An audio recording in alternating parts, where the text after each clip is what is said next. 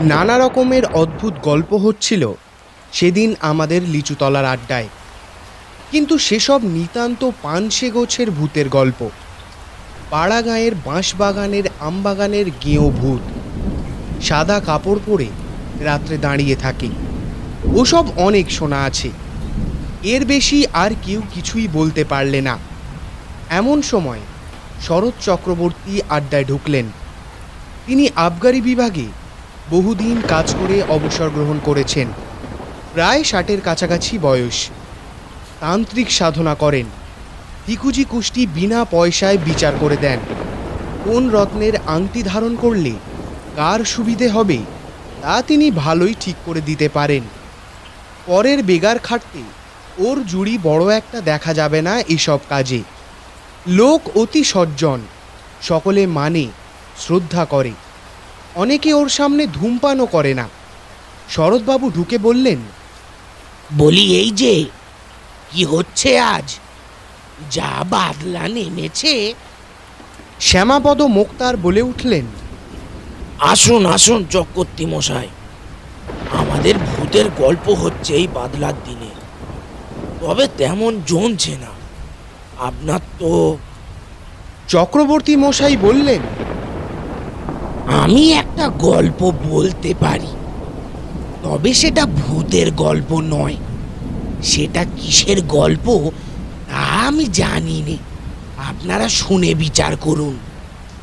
শরৎবাবুর মুখে সেই গল্প শুনে আমরা অবাক হয়ে গেলাম। স্বর্গমর্ত যেন এক সূত্রে গাঁথা হয়ে গেল। সেই ঘন বর্ষার বর্ষণমুখর মেঘের আবরণ ভেদ করে শরৎবাবু বললেন, আমাকে সেবার হঠাৎ জলপাইগুড়ির ওধারে ডুয়ার্স অঞ্চলে বদলি করলে। আমার পরিবারবর্গ তখন ঢাকায়, তাদের ওখানে রেখে জলপাইগুড়ি চলে গেলুম। নতুন জায়গা, সেখানে নিজে না দেখে শুনে কি করে সবাইকে নিয়ে যাই। বিশেষ করে ছেলেমেয়েরা তখন ঢাকা স্কুলে পড়াশোনা করে। যেখানে গেলাম সেখানটা জলপাইগুড়ি থেকে অনেক দূরে, ছোট লাইনে যেতে হয়। পথে চা বাগান পড়ে, বেশ বনময় অঞ্চল। কিন্তু দূরে সবুজ বনরেখার পটভূমিকায় হিমালয়ের উত্তুঙ্গ শিখরমালা চোখে পড়ে। বড়ই নির্জন স্থান। আমি যে জায়গায় গেলাম তার নাম হলদিয়া। ছোট্ট জায়গা। আমি সেখানে গিয়ে সিনিয়র সাব ইন্সপেক্টরের বাসায় উঠলাম, কারণ আমার বাসা তখনও ঠিক হয়নি। সে ভদ্রলোকের নাম রেবতী মোহন মুখুজ্জে, বাড়ি নদিয়া জেলা। বেশ ফর্সা, লম্বা দোহারা চেহারা। আমায় খুব যত্ন করলেন। দিন কয়েকের মধ্যেই বাসা ঠিক করে দেবেন ভরসা দিলেন। তৃতীয় দিন সকালে আমায় বললেন, আপনাকে একটা কথা বলি। কি কথা? আপনার এখন এখানে আসা খুব ভুল হয়েছে। কেন বলুন তো? আপনি জানেন না কিছু এদেশের ব্যাপারে? না মশাই, কি ব্যাপার বলুন তো? এই বর্ষাকালে এখানে ভয়ানক ব্ল্যাক ওয়াটার ঝড় হচ্ছে চারিধারে। আপনি নতুন লোক, আপনার তো খুবই জ্বর হওয়ার সম্ভাবনা বিদ্যমান। দু একবার জ্বর হলেই ব্ল্যাক ওয়াটার জ্বর দেখা যাবে। তখন জীবন নিয়ে টানাটানি পড়ে যাবে। এই রকম দুর্দশা আর কোনো দেশেই নেই। তবে আপনারা আছেন কি করে মশাই? সে কথা আর বলে লাভ নেই মশাই। ইচ্ছে করে আর নেই, আছি পড়ে পেটের দায়ে। চাকরি ছেড়ে দিলে এ বয়সে যাব কোথায়? খাবোটাই বা কি? আমার দুটো মেয়ে পরপর মারা গিয়েছে ব্ল্যাক ওয়াটার ফিভারে, তবুও বদলি পেলাম না আর। কি করি বলুন তো শরৎ বাবু? তবেই তো একটু সাবধানে থাকলেই হবে। জলটা গরম না করে খাবেন না। তা ব্ল্যাক ওয়াটার ফিভার হলেই কি মানুষ মারা যায়? ভালো চিকিৎসা না হলে বাঁচার সম্ভাবনা খুবই কম। বিশেষ করে এই বর্ষাকালে যারা নতুন আসেন তাদের ধরলে বাঁচানো খুবই কঠিন হয়ে পড়ে। আমি এরকম দুটো কেস দেখেছি, দুটোই মারা গেল। শুনে মনে ভয় হলো, কিন্তু সাবধান হয়েই বা কি করব? বিদেশে বেরিয়ে কতদূর সাবধান হওয়াই বা চলে? যা থাকে কপালে ভেবে কাজ আরম্ভ করে দিলুম। 10-12 মাইল দূরে দূরে গাঁজার দোকান, মদের দোকান তদারক করে বেড়াতে লাগলুম। খুব ভালোই লাগছিল। বর্ষার সবুজ অভিযান শুরু হয়েছে বনে বনে। কত রকমের ফুল ফুটেছে, কত ধরনের পাখি। দূরে হিমালয়ের তুষারবৃত কি একটা শৃঙ্গ একদিন দেখা গেল। মিছিরির পাহাড়ের মতো ঝকঝক করছে সকালের সূর্যকিরণ। তবে রোদ বড় একটা উঠতে ইদানিং আর দেখা যেত না। ইতিমধ্যে রেবতী বাবুর চেষ্টায় ভালো একটা বাড়ি পাওয়া গেল। উঁচু কাঠের খুঁটির উপর কাঠের তক্তা বসিয়ে তার উপর বাংলো ধরনের ঘর করা হয়েছে। কাঠের মেঝে বেশ শুকনো খটখটে। ঘরটা বেশ বড়, আলো হাওয়া বেশ আসে। মনের ভয় ক্রমে কেটে গেল। তখন মনে ভাবি, রেবতী বাবুর ওটা উচিত হয়নি।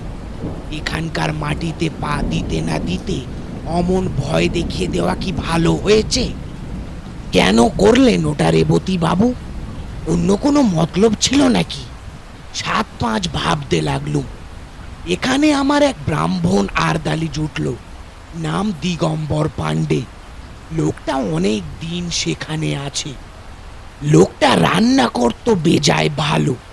সেই হাট বাজার রান্না বান্না সবই করতো। কোনো অসুবিধা ছিল না আমার।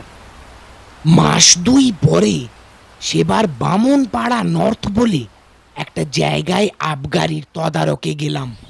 সেটা একটা চা বাগানের পাশে ছোট্ট একখানি বাজার। চা বাগানটার ট্রাকগুলোর গায়ে লেখা আছে বামনপাড়া নর্থ টি এস্টেট। পাহাড়ি একটা ছোট্ট নদী পেরিয়ে আমার গরুর গাড়ি বাজারে গিয়ে থামলো। বেলা তখন 10টা। দুটো মারোয়াড়ি মহাজনের গদি আছে ওখানে। তারা বন অঞ্চলের উৎপন্ন জিনিস সওদা করে। দেবেন সামন্ত বলে মেদিনীপুরের একজন ব্যবসায়ী কাঠের কারবার আছে। গাঁজা এবং আফিমের দোকান সেই দেবেন সামন্তের ভাই শশী সামন্তের। ওখানে বসে থাকতে থাকতেই আমার শরীরটা কেমন যেন খারাপ করতে লাগলো। মাথাটাও কেমন যন্ত্রণা হতে লাগলো। দেবেন সামন্তকে বলতে সে কি একটা হোমিওপ্যাথিক ওষুধ দিলে, বললে এতেই সেরে যাবে, কোনো ভয় নেই। আমি বললাম, আপনাদের এখানে ব্ল্যাক ওয়াটার হয়? হ্যাঁ, তা মশাই খুবই হয়। মানুষ মরে? তা মন্দ মরে না। আপনারা ভয় পান না?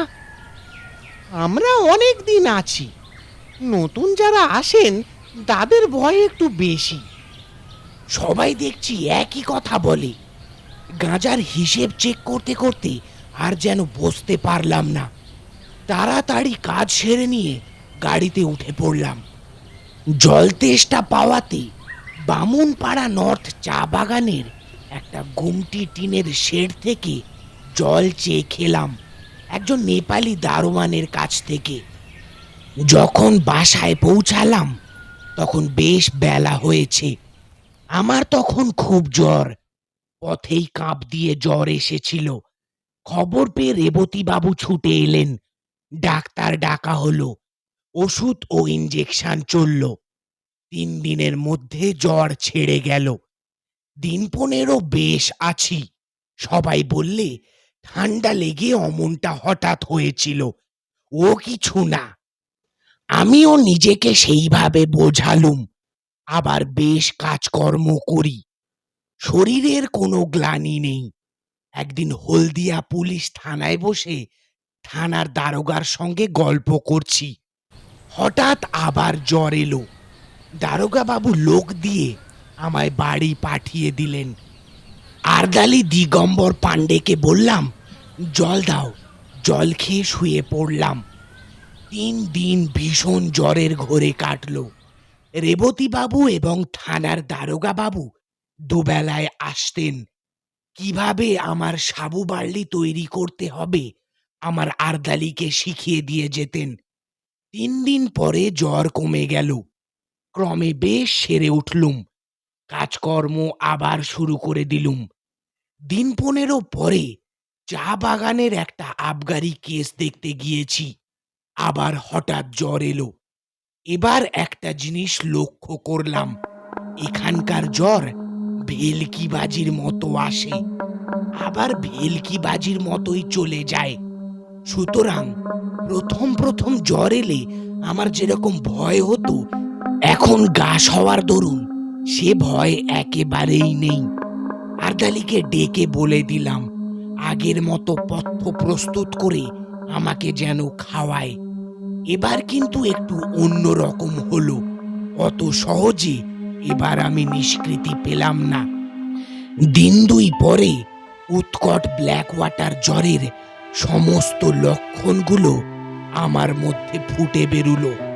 অতিরিক্ত রক্তপাতের দরুন অত্যন্ত দুর্বল হয়ে পড়লাম। সেরে উঠতে 5-6 দিন লেগে গেল। দিন 2 পথ্য করার পর একদিন সকালবেলা আমার সঙ্গে রেবতী বাবু আর দারোগা বাবু দেখা করতে এলেন। আরদালিকে চা করে দিতে বললাম, কিন্তু তারা চা খেলেন না। পরে বুঝেছিলাম তারা চা খাননি ব্ল্যাক ওয়াটারকে ছোঁয়াচে জ্বর ভেবেই। তারপর তারপর কি হলো? দারোগাবাবু কি বললেন আপনাকে? তারপর কি হলো আপনার সাথে বলুন। তারপরে কি হলো জানতে চাইলে আপনাদেরকে আমাদের সাথে থাকতে হবে পরবর্তী গল্পের পার্টে।